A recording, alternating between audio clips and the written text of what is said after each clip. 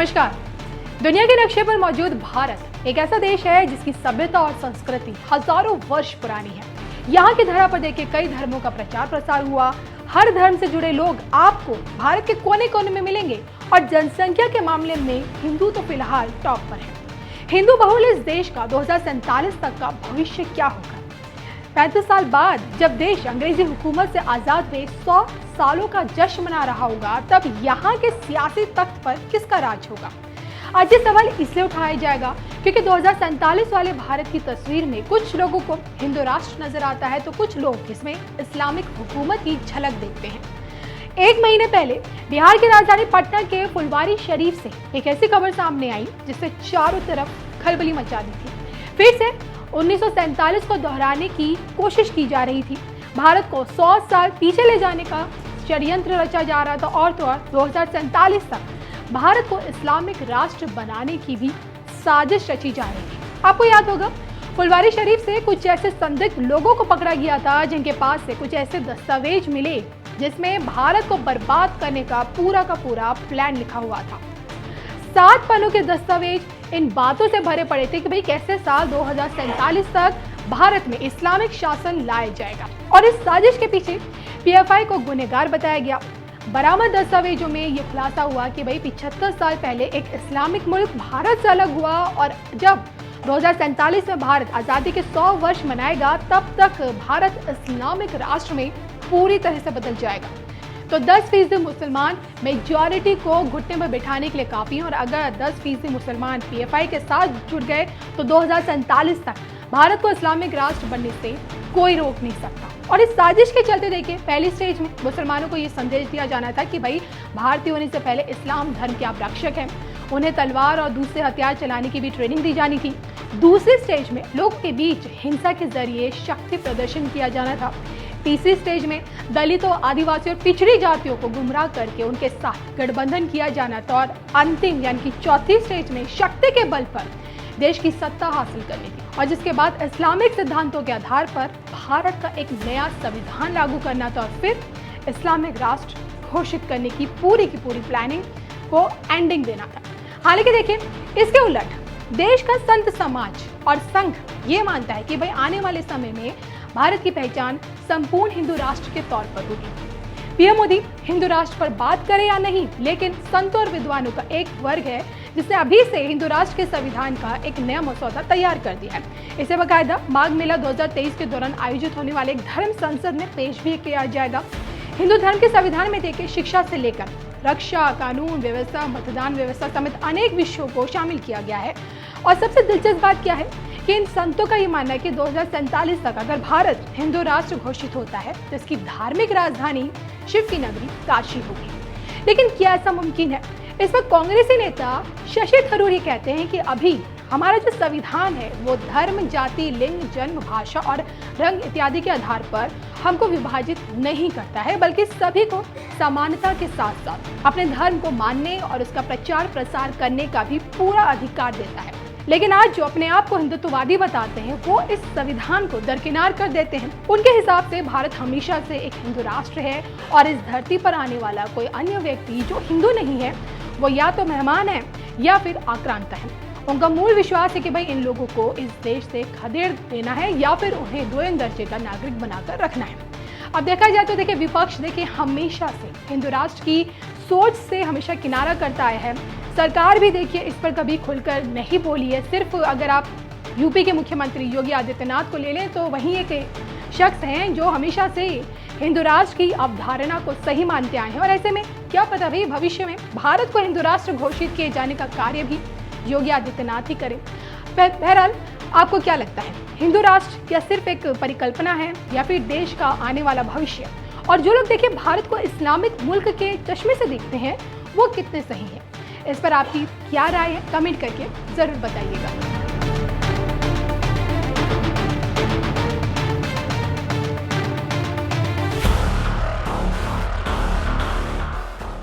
धरती गोल है, ये क्या कहा जाता है कि साहब पहले यूरोप वालों ने हमको बताया कि धरती गोल है, जबकि मैं किसी के भावना आहत नहीं करना चाहता पर लिखा तो वहाँ किताब में आज तक है कि धरती चपटी है और धरती स्थिर है। खैर कोई बात नहीं। हमारे यहाँ ज्योग्राफी को हिंदी में क्या कहते हैं? तो नाम से ही गोल है, मतलब कहीं कोई संदेह ही नहीं है कि गोल था। दूसरा, आपने वाराह अवतार देखा होगा तो वाराह के दांत में फंसी हुई धरती गोल है कि चौकोर है? तो सदैव से गोल है। उसके बावजूद हमें समझाया जाता है कि गोल धरती है, ये उन्होंने हमको बताया। कलकत्ता के पुलिस कमिश्नर को मार दिया गया था और वाइसराय हार्डिंग के ऊपर बम फेंक दिया गया था। कभी आप कल्पना करें जरा उस सरकार की कि वाइसराय पे बम, असेंबली में बम, पुलिस कमिश्नर की हत्या, खजाना लूट गया, शस्त्रागार लूट गया, सरकार तो हिल गई होगी। उनका बेचारों का कोई योगदान ही नहीं था, सारा योगदान एकमेव था। तो मेरे विचार से सारा योगदान उनका था। जिन लोगों के जो काला पानी सह रहे थे उनका योगदान नहीं था, जिन्हें कोल्हू में बैल की तरह जोत दिया गया उनका योगदान नहीं था, जो जेल में रह रहे थे पर जलवे से रह रहे थे, जो किताब भी लिख रहे थे, सेक्रेटरी भी उनके साथ था और एक नहीं 3-3 4-4 किताबें लिखी, जिनके वाइसराय के साथ अत्यंत मधुर पारिवारिक संबंध थे, वो संघर्ष कर रहे थे। ऐसा अद्भुत इतिहास जो हमारे यहां बताया गया है। तो एक बार मुझे याद है कि एक टीवी डिबेट हो रही थी, तो उसमें यह हुआ कि अमेरिका ने मदद पाकिस्तान को रोक दी। तो वो पाकिस्तान की तरफ से एक पत्रकार महोदया बैठी थी, उन्होंने कहा जी आपको मदद की ज़रूरत होगी, हमें मदद की ज़रूरत नहीं है। तो हमने कहा जी हम अमेरिका से क्या लेते हैं ये इंपॉर्टेंट नहीं है, हम अमेरिका को क्या देते हैं। तो जैसा कि अभी वो बता रहे थे, गूगल का चीफ हमारा है, माइक्रोसॉफ्ट का चीफ हमारा है, पेप्सी की चीफ इंदिरा नूई इंडियन है, इससे पहले मास्टर कार्ड का चीफ इंडियन रह चुका है, सिटी बैंक का चीफ इंडियन रह चुका है, इतनी बड़ी बड़ी ग्लोबल कंपनीज के चीफ हमारे हैं। मैंने कहा आपके यहाँ भी बहुत सारे चीफ हैं, लश्कर तैयबा का चीफ है, जैश मोहम्मद का चीफ है, अलकायदा का चीफ होता है। मैंने कहा इतना बड़ा अंतर है कि हम 75 साल में कहाँ पहुँचे हैं कि अमेरिकन मल्टीनेशनल्स भारत में आती हैं टैलेंट हंट के लिए और अमेरिकन फौजें पाकिस्तान में जाती हैं टेररिस्ट हंट के लिए। कभी ओसामा बिन लादेन मारा जाता है एबटाबाद में, तो कभी पाकिस्तान के बॉर्डर पर अमन अल जवाहिरी मारा जाता है। और इतना ही नहीं, हम अमेरिका को सिर्फ इतना ही नहीं देते हैं। जैसा कि अभी मोहित जी कह रहे थे कि भाई मैं तो बिजनेस का व्यक्ति हूं, तो समाज, राजनीति, आध्यात्म, इस विषय पर तो मैं नहीं बोलूंगा। मैं तो बताता हूं कि बिजनेस और आध्यात्म का भी हमारे यहां कैसा कनेक्शन है। हम सब व्हाट्सएप यूज करते हैं, फेसबुक यूज करते हैं, तो उसका ओनर कौन है? Mark Zuckerberg. जो लोग आईफोन यूज करते होंगे पता होगा कि एप्पल का फाउंडर कौन था? Steve jobs.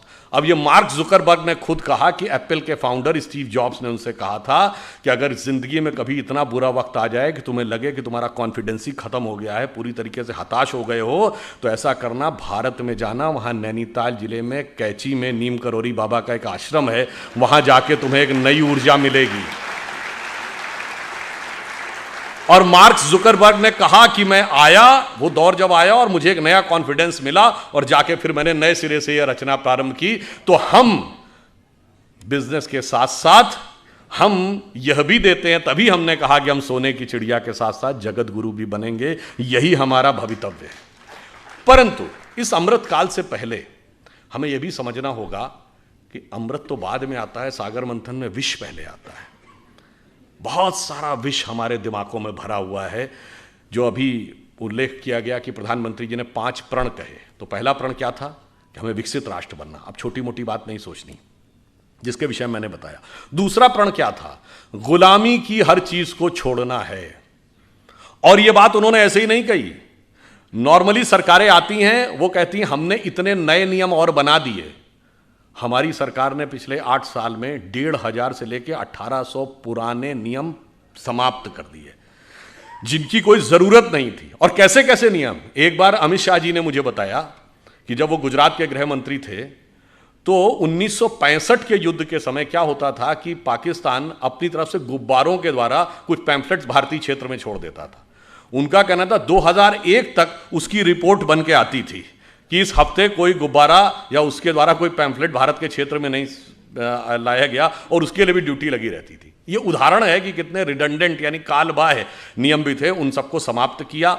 उसके बाद आगे बढ़े तो जो पुरानी चीजें हैं, रिडंडेंट हो गई हैं, उनको समाप्त करने की भी जरूरत थी।